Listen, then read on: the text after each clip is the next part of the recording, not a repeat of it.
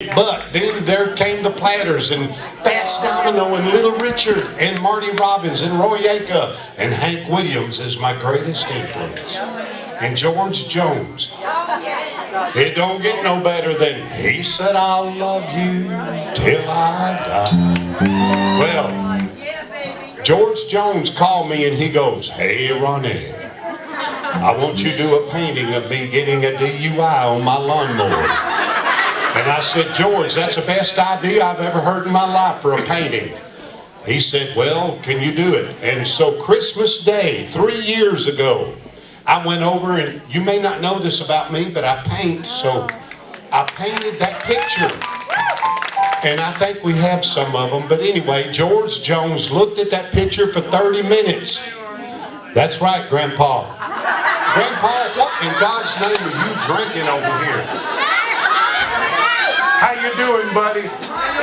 Hey, I gotta come over here and say hi to this guy. Grandpa, what do you do? What's your name? Moose. Moose! That's your brother? Hey, Moose, what are you drinking? Leviticus. What?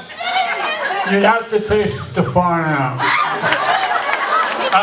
No thank you, Moose, but anyway, it looks like it's doing you a really good job there, Moose.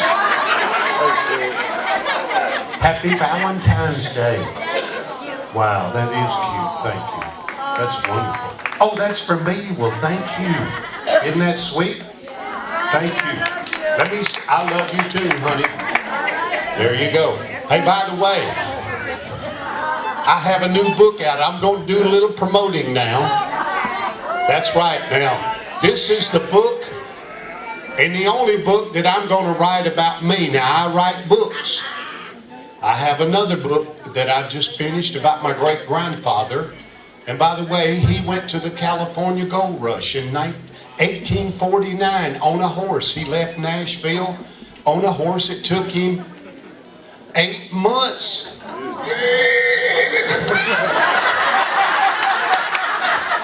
I have his diary, and that's why I wrote this wonderful love story, and it's about my great-grandfather, our great-grandfather, and on his journey in Oklahoma. I never will forget, because in his diary he heard this.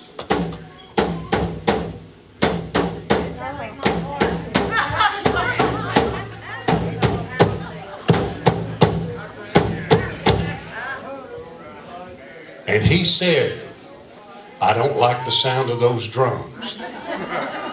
And there was a voice coming out of the wilderness and said, "Well, he's not our regular drummer."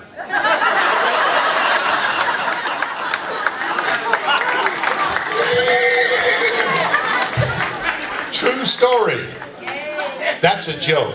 But anyway, the book is a true story. It's called The Fever. That's the novel that I've just finished. But this is the story of my life. It's called Bringing It to You Personally. Imagine why, because of the song. And it's probably the only book I'm going to write about me. And I tell you what I did. I didn't hold no bars back, but I did keep it positive. I didn't do anything negative. I could have, but I didn't. Scott England, the actual author, is here. Scott, step into the doorway and say hey. There's Scott right there. Hey, I got to tell you, the guy that brought my lunch today at the Italian restaurant right down the street, I'm going to get, do you have this? You do now. Hey. So one good turn deserves another. There you go. Thank you, sir.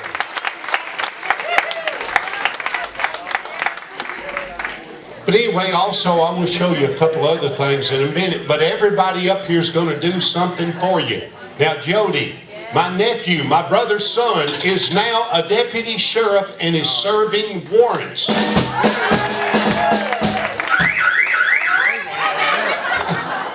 Why he wants to do anything like that in today's world, I have no earthly idea. But I got to tell you, when he was a little boy, he came up to me and he said, "Uncle Ronnie," he said, "you know how Hank Snow did I..." Drunk lady, listen up. He said, "Uncle Ronnie, you know how Hank Snow Now, you know, I'm fortunate enough that I grew up in a world that I got to know Hank Snow.